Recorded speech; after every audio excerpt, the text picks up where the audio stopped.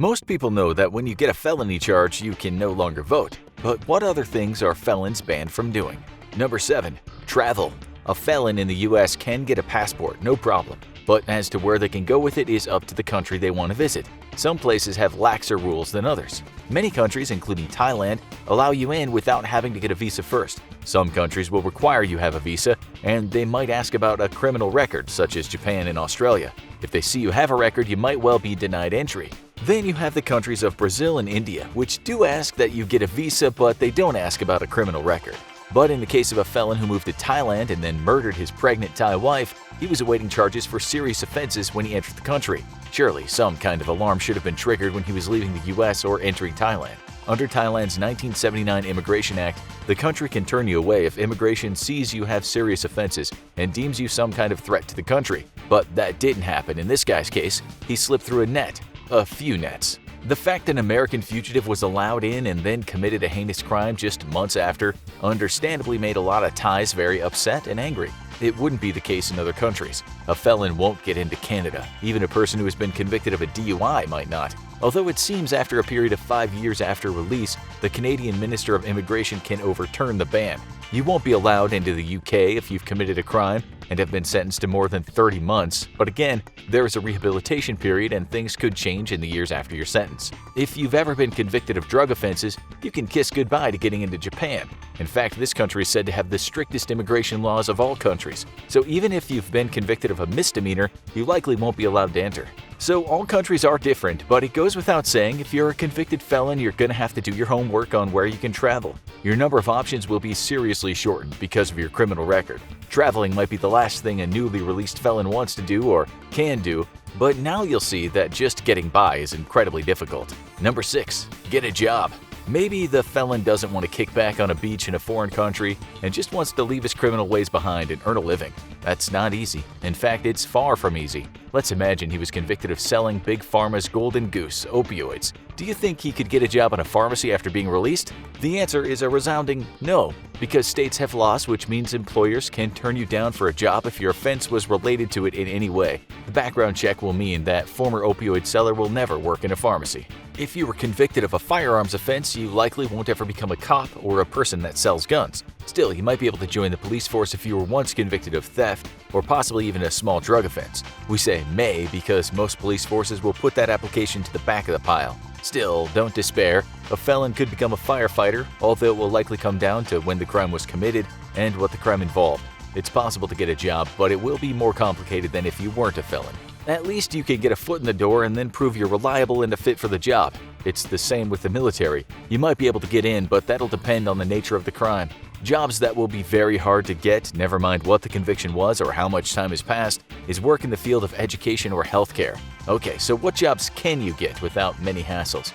We visited a website dedicated to finding jobs for convicted felons and found quite a few types of industries that are known to hire felons. One of the first jobs on the list was stocking products and bagging food in grocery stores. Not so great, but it's a start. The hotel industry was also listed, but rather than general manager positions, the website said cleaning and maintenance services and helping customers with baggage was more in demand, which might be a turnoff for the very many educated, hardworking, trustworthy former felons out there.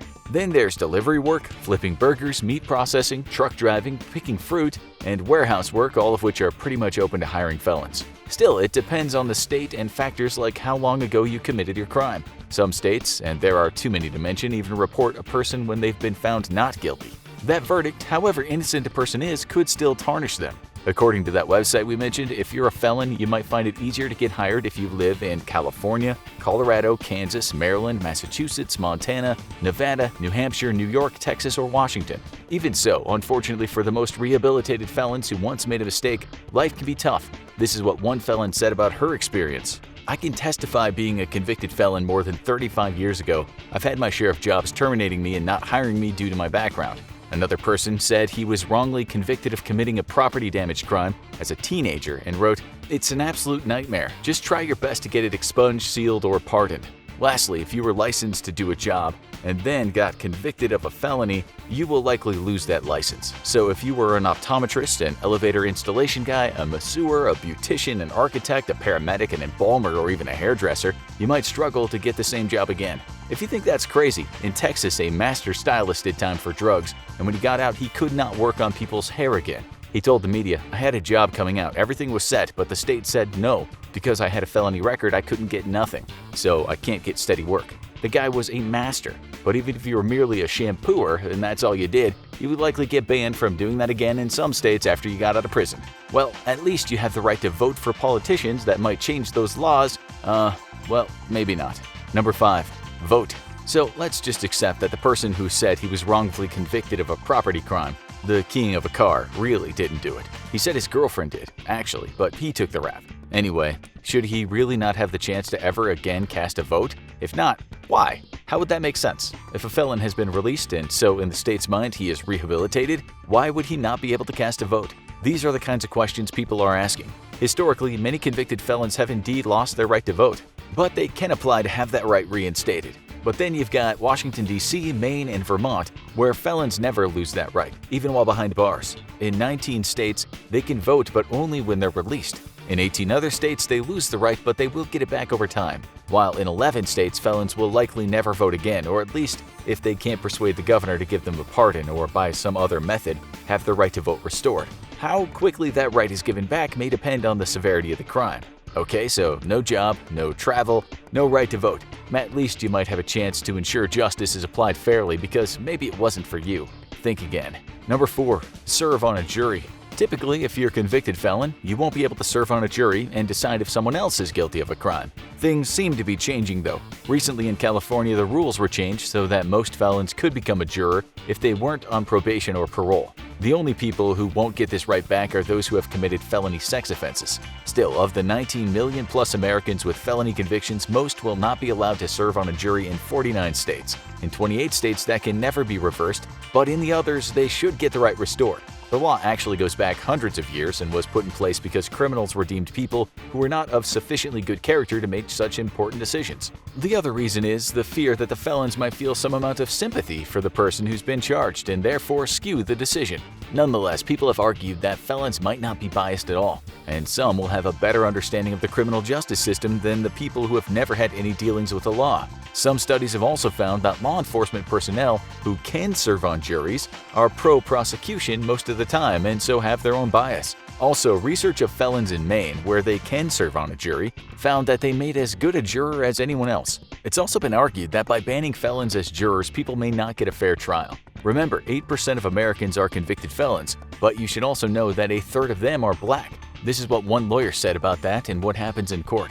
I can't tell you how often I've sat at the defense table with a young African-American client who was excited to prove his innocence, only to see his enthusiasm replaced with hopelessness and dread once he saw the jury.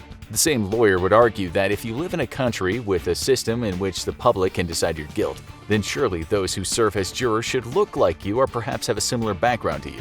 He would probably say diversity is key to a fair jury. If a felon doesn't like the way this is, maybe he should become president. As you'll see, while not impossible, the chance of a former small-town weed dealer becoming POTUS is slim. Number 3. Become a politician. When you're a felon, you won't be able to hold any kind of political position, although after you've completed all of your sentence, you could get that right restored. Once it's happened, you could even become president one day, but of course your history will be known to everyone. The question was asked on one website if a convicted felon, once released, can run for any kind of elected office, and this was the answer. The Constitution allows a convicted felon to be a member of Congress, even if in prison. It's up to the Senate or House to decide who may serve. As for state offices, different laws apply in different places. In fact, we found quite a few convicted felons who'd once fallen foul of the law but have rebuilt their life and become politicians. Some of them thought they were in a good position to understand how some people dealt bad cards early in life can fall into crime and sometimes get lost forever in the justice system. So yes, you can get into politics, but you have to jump through many hoops. As for the next one, it's something everyone deserves the right to do, but felons often don't get. Number 2. Rent houses. As if life wasn't hard enough for a convicted felon, getting a roof to live under can make it much harder.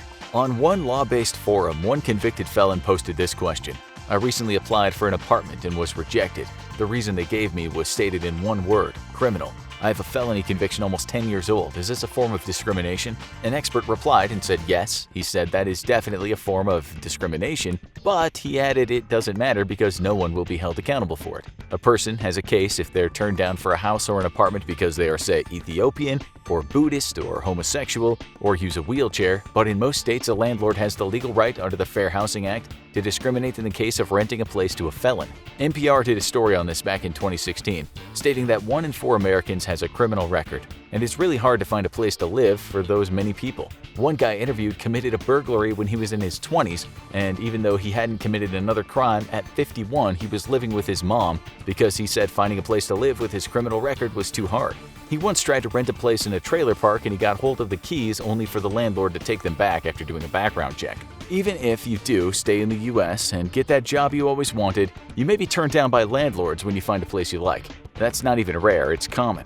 Okay, so no place to stay, no job, no money. What about legally getting a gun or perhaps rob someone's place to get some money? The answer to this is gonna shock you. Number 1. Own a gun. It would be understandable if a felon released from prison convicted of shooting someone was rejected when he applied for a firearms license. Actually, it doesn't really matter what offense you committed. Getting such a license will be hard in some states, but not others. For instance, under Texas law, if 5 years have passed since the person was released from their probation or parole, they can legally have a firearm, but they can only keep it in their house for protection. Taking it outside is not allowed. That's a crime in itself. In some cases, a felon might be able to get their right to own a firearm reinstated, but it should take some time. Even though it's said to be hard to do this, we found an article in the New York Times that seems to suggest it's not at all, in some parts of the US at least. The newspaper told a story. A man catches his girlfriend half naked with his friend. The man shoots and kills that friend. The man is arrested. He is also a convicted felon. He'd been banned from legally owning a firearm and was even known to be violent and dangerous. Still, when he applied to Washington state law to have that right restored, he got what he wanted. The guy then went out and bought not one gun, but a cache of guns. This is what the Times wrote to summarize this kind of thing. Every year, thousands of felons across the country have those rights reinstated, often with little or no review. In several states, they include people convicted of violent crimes, including first-degree murder and manslaughter. In one such a case, a guy in Minnesota served 3 years in prison after firing a shotgun into a house where a woman and her young son were sitting. He was annoyed she'd broken up with him. Prior to that, he'd gotten out of prison, and later his gun rights were restored. All in all, it's thought that about half of U.S. states will never restore those rights, but the others will, even in some cases if the felon had previously shot someone. It might seem strange to people outside of the U.S. when you tell them that felons, even ones who've served time for murder, can regain their right to have a gun, but people convicted of nonviolent crimes don't have a leg to stand on when they're turned down for a house. Now, you need to watch Degrees of Murder. What do they mean? Or have a look at When Is It Legal to Kill?